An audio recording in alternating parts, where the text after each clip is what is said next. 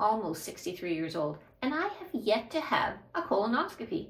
But I am not alone. Many people are opting out of the colonoscopy in favor of the FIT test or the FIT DNA test, which are really easy and there is no bowel prep involved.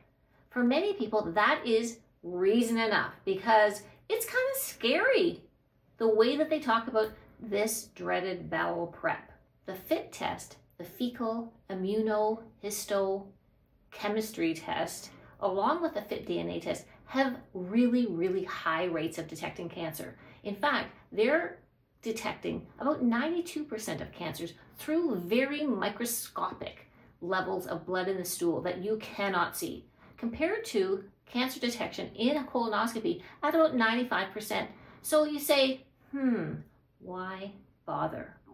Where the colonoscopy takes the cake, so to speak, is that it sees the polyps, and these polyps, which can become cancer over time, at that point are benign and are generally clipped out during a colonoscopy.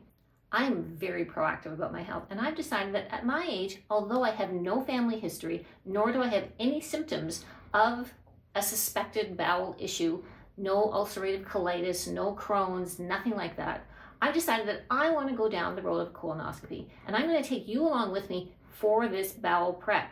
I'm currently 3 days out from my procedure.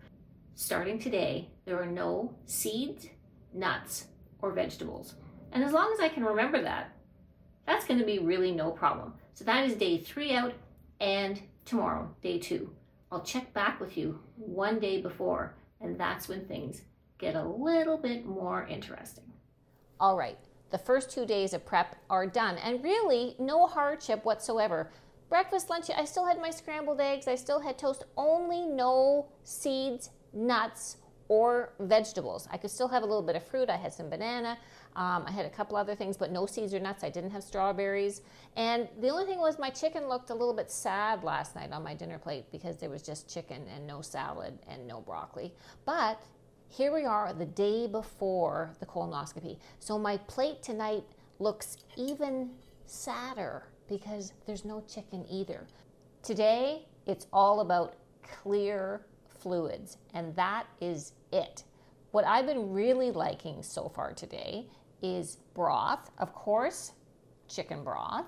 And if you get the no salt one, you can add like maybe a little bit of soy sauce or something to that. I've also found this one, which is pho or pho or pho, whatever the pH you want to call it. And it is actually really delicious, and I've really been enjoying that. Along with Jell-O, no red Jell-O. So I've been going with green. I like green Jell-O. The other thing is I really like these carbonated waters, and there's no calories or anything, but they do have a lot of flavor. And something that I also noted is that they say that carbonated beverages actually make you feel a little bit fuller. And another thing I found out was this is a trick. Apparently you have your Jell-O, and after you have your Jell-O, you have some of your broth heated up, and the broth apparently makes the gelatin expand a little bit in your tummy and makes you feel fuller. So I did have some of that earlier today. I don't really know if it really worked too much or not, but I'm feeling pretty good. Another little tidbit that I've found out is decaffeinated coffee can make you feel more full, I guess, than even regular coffee. I didn't try that because I'm not a coffee drinker. I did stand for quite some time looking at the variety of different things that were available. And you do need to watch it because even though your calories are low, and yes, you do need some calories, you know, when I picked up this one, this Powerade kind of thing, it's loaded with sugar. So I know that we need some calories, but if you're drinking a lot of fluid, because once you take the medication, then you need to have like 5 or 6 different glasses of water or fluid or whatever. And this one has 29 grams of sugar. So I just can't even imagine having that much sugar. If I was going to have like 8 of these, like that would be crazy. So watch out for that. Something like this one that I found only has 1 gram of sugar and 20 calories. And I'm not counting calories at all. That's totally not what it's about.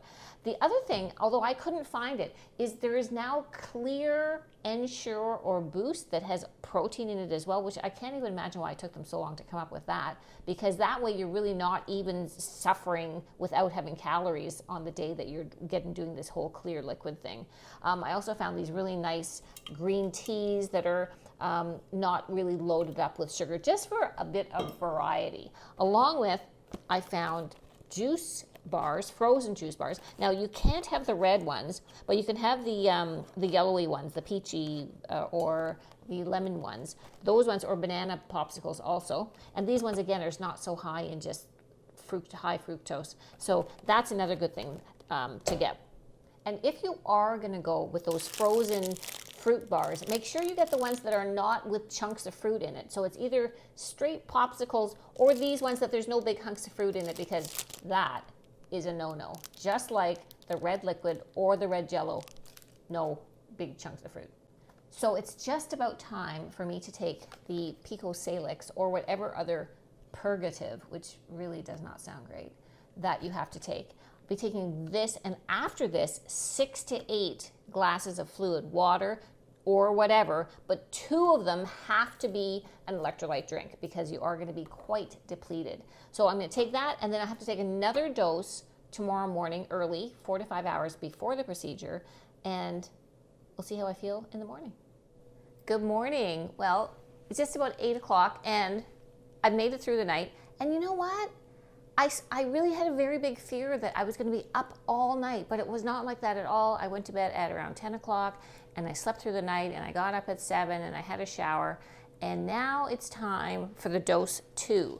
So we're going again with the purgative, coming from the word purge, the Pico Salix, and you put that in, and kind of, anybody remembers Eno? It was kind of like, whoa, it's kind of like that. And it tastes a bit like vitamin C tablets. It doesn't taste bad at all. So I have to take this now 4 to 5 hours before my procedure, which is at 1 o'clock, so we're right on time. And then I have to follow this with, again, 6 to 8 glasses of clear fluid, 2 of which must be the electrolytes. So I've got that all ready to go. And we're gonna have this, and so far, so good. And I'm not even as hungry as I thought that I would be, which is really surprising for me because I'm usually pretty hungry. And the last thing to remember is no fluids whatsoever 2 hours before the procedure. So by 11, nothing else shall pass these lips. Let's go with this. Next time I'll see you will be at the clinic. I changed into a gown and was met by a fabulous nurse who inserted the IV line. Saline was on tap until right before the doctor arrived, and then poof, twilight or conscious sedation. My single memory is of the nurse holding my hand. I felt some mild pressure at certain points, but absolutely no pain. Ta-da! All done. Just about an hour in and out with a little bit of sedation too. So we'll go home and we'll wrap it all up. And just like that, we're back.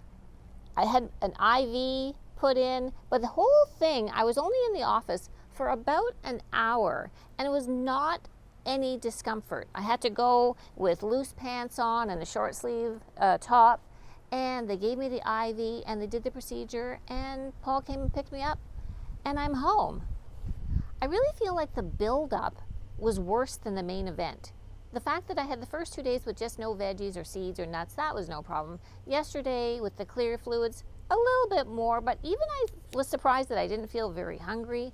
But it was kind of like when people scared the heck out of me about going into labor, and I had 3 children, and I obviously kept going back for more. What I'd really like to say to everybody is, don't avoid this procedure because you're scared or because you've heard that the prep is so bad or the actual procedure is so bad. It's really not so bad. It's, it's your health, and it's just a little bit inconvenient more than anything else. I obviously missed 2 days at the gym, but I am going to go for a walk later on this afternoon, and I did still have my walk yesterday. And you know what? Nothing wrong with 2 full days of doing not so much. I also mentioned before that if they happen to find polyps while they're in there, they can clip those out, and that gives you the peace of mind that you don't have to worry about the potential of those polyps turning into something else. by all means, the FIT test and the FIT DNA are really great options. But if you have the feeling that you think that you need it, or there's some other medical reason or family history that you need it, I really suggest don't hesitate. Just get off your butt and go in there and get it done. I'm really glad that I did. And do you know how often you're supposed to do a colonoscopy? Only once every 10 years. So I'm laughing. I hope you enjoyed the video, and I look forward to seeing you in the next one.